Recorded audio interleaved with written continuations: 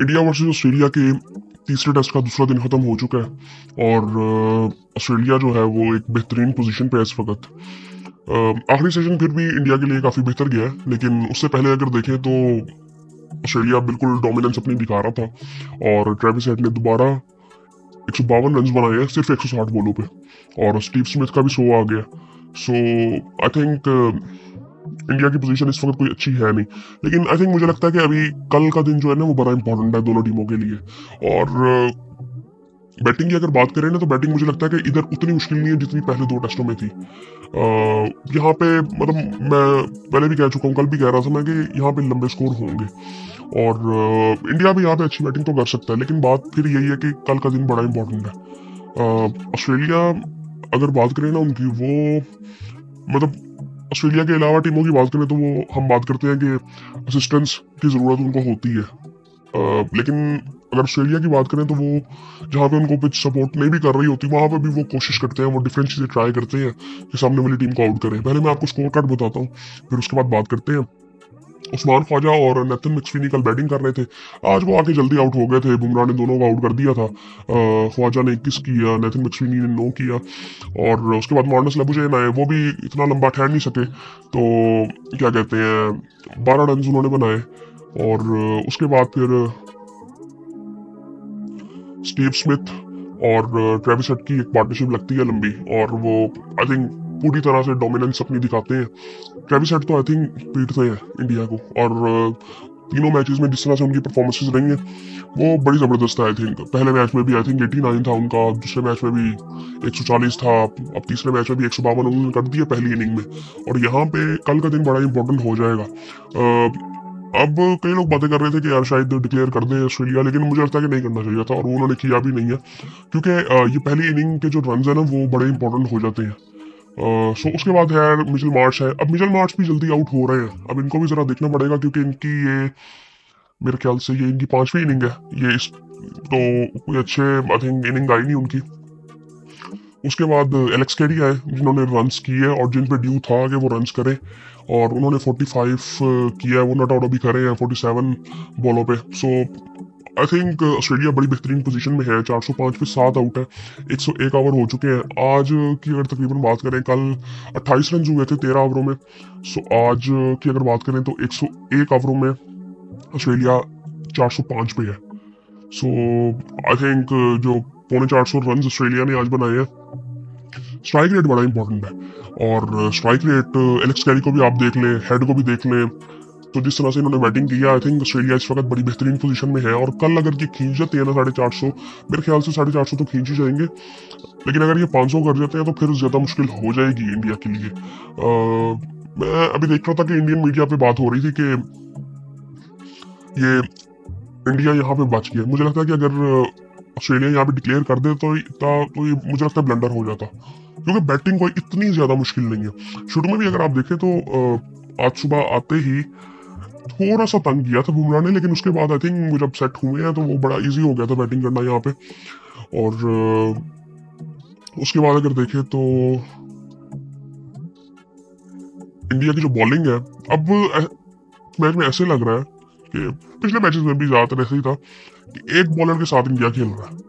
बुमराह ने 5 आउट किए हैं, इसमें से 25 ओवर वो कर चुके हैं, और 72 रन उन्होंने दिए हैं, 7 मेड इन है उसमें। उसके अलावा सिराज ने 22 ओवर किए, 97 रन दिए हैं, तकरीबन 4.5 की इकोनॉमी है, और एक आउट किया उन्होंने। आकाशदीप ने कोई आउट नहीं किया, तकरीबन 25 ओवर किए हैं उन्होंने, उनकी भी इकोनॉमी तकरीबन 3 से ऊपर ही है, और 78 रन उन्होंने दिए हैं 13 ओवरों में। नीतीश रेड्डी ने एक आउट किया, 65 रन दिए हैं। जडेजा ने 16 ओवरों में 76 रन दिए हैं, तो 4.5 की एवरेज उनकी भी है। सो आई थिंक यहाँ पे जो इकोनॉमी की बात है ना, वो इकोनॉमी तो अच्छी इसलिए नहीं है क्योंकि ट्रेविस हेड ने जिस तरह से बैटिंग की है और वो जिस तरह से बैटिंग जनरली करते हैं। So I think typical Travis Head है। और मैं इनका रिकॉर्ड देख रहा था अभी, इनका कोई क्या कहते हैं, ये अभी कोई इतने पुराने भी नहीं है, मतलब बहुत एक्सपीरियंस भी नहीं है। हालांकि इनको देखा तो बड़ी देर से जा रहा है, 2018 से 2018 से, लेकिन आई थिंक जो अब की आई थिंक वही बात है ना, मैं इन टीमों की अगर बात करें ना ऑस्ट्रेलिया इंग्लैंड की, ये रिप्लेसमेंट्स इनकी बड़ी जबरदस्त होती हैं। अब ये कोई इतने ज्यादा चेंजेस हमें नजर नहीं आते। जिस तरह अब पिछले मैच का देखें, बॉलैंड खेला था, उसने अच्छा परफॉर्म किया, फिर भी हेजलवुड वापस आया क्योंकि वो इंजर्ड होकर वापस गया था। इसी तरह ट्रेविस हेड ने, मैं वैसे अगर होता ना तो मैं शायद ट्रेविस हेड को ओपन भी करवा देता, और मैं कहता मिडिल ऑर्डर के लिए हमें कोई अच्छा बैट्समैन चाहिए, ट्रेविस हेड को ओपन करवाता जैसे कि डेविड वार्नर करते रहे। और पहले वो उनका जो करियर है वो अगर हम देखें तो वो पहले सेशन में मैच ही बदल देते थे। मुझे उनका एक वो याद है कि जहाँ पे उन्होंने पहले सेशन में सेंचुरी कर ली थी। सो आई थिंक जिस तरह से ऑस्ट्रेलिया जनरली पहले खेलती आई है, और इनके असल में इनकी बात यही है कि ये सिस्टम्स के मुताबिक चलते हैं। हमारे यहाँ पे अगर देखें तो स्पेशली पाकिस्तान में नहीं, मैं जनरली अगर इस रीजन में भी देखें तो हम लोग जहाँ पे इमोशनल अटैचमेंट बहुत ज़्यादा है ऑडियंस की भी, वहाँ पे ये गेम से ज़्यादा चली जाती है क्रिकेट, जहाँ पे इमोशनल फैसले होते हैं, आवाम का प्रेशर होता है। यहाँ पे इन पे कुछ नहीं है, ये सिर्फ गेम को गेम की तरह ले रहे हैं इनको, मतलब कोई ऐसी नहीं, इसीलिए इनका सिस्टम कामयाब है। अब फॉर एग्जांपल अभी रिसेंट एग्जांपल है कि हमारे गोरे कोचेज आए थे, वो इधर ठहर ही नहीं सके, वो इधर काम ही नहीं कर सकते ना। हमारा काम करने का तरीका बड़ा मुख्तलिफ है, गोरे के काम करने का तरीका बड़ा मुख्तलिफ है, और शायद सूट भी नहीं करता हमें। और वो चीज़ बिल्कुल हुई पूरी तरह से। और इस वक्त अगर देखें तो अब जिस वक्त दूसरा दिन खत्म हुआ है तो ऑस्ट्रेलिया एक बेहतरीन पोजीशन में है। और आई थिंक अब कल का दिन मेरे हिसाब से डिसाइडर होगा कि किस तरफ मैच जा सकता है, क्योंकि कल मेरे ख्याल से अगर एक सेशन ऑस्ट्रेलिया बैटिंग करता है तो अगर एक सेशन कर लेते तो फिर तो वो 500 तो पार कर चुका होगा अगर एक सेशन कर देता तो, वरना अगर देखें भी तो 450 तो वो कर ही जाएंगे। और कैरी अभी खड़ा हुआ है, मिचेल स्टार्क बैटिंग कर लेता है, सो उसके बाद फिर इंडिया को बैटिंग बड़ी अच्छी यहाँ पे करनी पड़ेगी। अब तीसरा दिन भी शुरू हो जाएगा, सो कल परसों बैटिंग में इतनी आसान होगी नहीं। सो ये अगर जो लीड लेगा पहली इनिंग में वो उसके लिए तो एज होगा, और इसीलिए इन्होंने सॉरी इसीलिए इन्होंने क्या कहते हैं डिक्लेयर नहीं किया, वरना काफी बात की जा रही थी कि डिक्लेयर करके इंडिया को बैटिंग दी जा सकती थी। लेकिन आई थिंक मुझे लगता है कि नहीं, ऐसा नहीं करना चाहिए था, इनको पूरी बैटिंग अभी करनी चाहिए, जितना मैक्सिमम स्कोर कर सकते हैं वो करें। और आई थिंक इंडिया की बॉलिंग को इतनी खास लग नहीं रही, सिराज भी उतना इफेक्टिव नहीं है, उनको क्रैम्प्स भी पड़े थे, आई थिंक वो इंजरी उनकी थोड़ी सी कोई है। सो आकाशदीप कोई आउट नहीं उन्होंने किया। सो उसके बाद नीतीश कुमार रेड्डी, अब वो भी आई थिंक मुझे he is a batting all-rounder, वो नजर भी आई है वो चीज। जडेजा, अब जडेजा अब यहाँ पे ना मुझे ये वाले चेंजेस समझ आते नहीं है। ये पहले मैच में आई थिंक आपका वाशिंगटन सुंदर खेला, दूसरे मैच में अश्विन खेला, अब तीसरे मैच में आपने जडेजा को खिला दिया।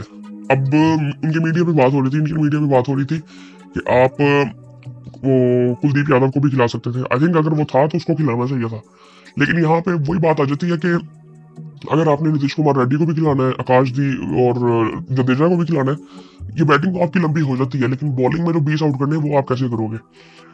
सो आई थिंक अभी कोई इतना आसान है नहीं पोजीशन जो है वो इंडिया की। सो बाकी आई थिंक कल का दिन बड़ा इंपॉर्टेंट है, कल ये मैच बड़ा इंटरेस्टिंग हो जाएगा।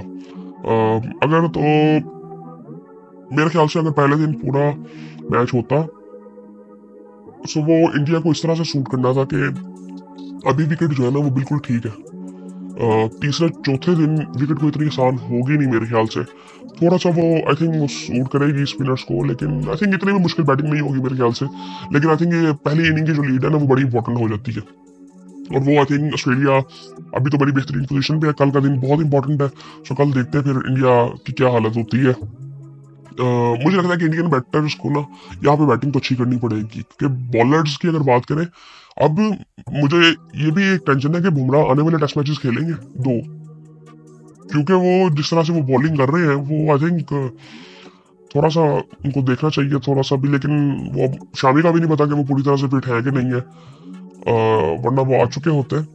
लेकिन आई थिंक ओवरऑल इस वक्त पोजीशन ऑस्ट्रेलिया की बेहतर है, लेकिन कल का दिन वो बहुत इंपॉर्टेंट है। अगर इंडिया कल बैटिंग अच्छी कर गया तो इंडिया भी अच्छी पोजीशन पे आ सकता है, तो फिर ये मैच मेरे ख्याल से रिजल्ट तो आना चाहिए और आएगा भी। लेकिन ये पहली इनिंग बड़ी इंपॉर्टेंट हो जाएगी दोनों टीमों की। इस वक्त यहाँ से कह सकते हैं फिर कि अगर इंडिया यहाँ से जीतता तो फिर दूसरी इनिंग में कोलैप्स है ऑस्ट्रेलिया की तरफ से, जो कि लग नहीं रहा कि इतना कोई इजी होगा। इसी तरह इंडिया को बैटिंग अच्छी करनी है पहली इनिंग में अगर उनको ये मैच जीतना है तो। और बहुत अच्छी करनी पड़ेगी, रन रेट को भी देखना होगा। और मेरे ख्याल से अगर वो बैटिंग अच्छी करेंगे तो वो रन रेट का कोई इशू होगा नहीं, वो अच्छे रन रेट से बैटिंग कर लेंगे। सो वो आई थिंक आपके 2-3 बैट्समैन ऐसे चाहिए कि जो कि लंबे स्कोर करें इंडिया के, तब जाके कोई आई थिंक ऐसा कोई चांस होगा कि इंडिया यहाँ से जीत सके, वरना बहुत मुश्किल हो सकता है इंडिया के लिए कल।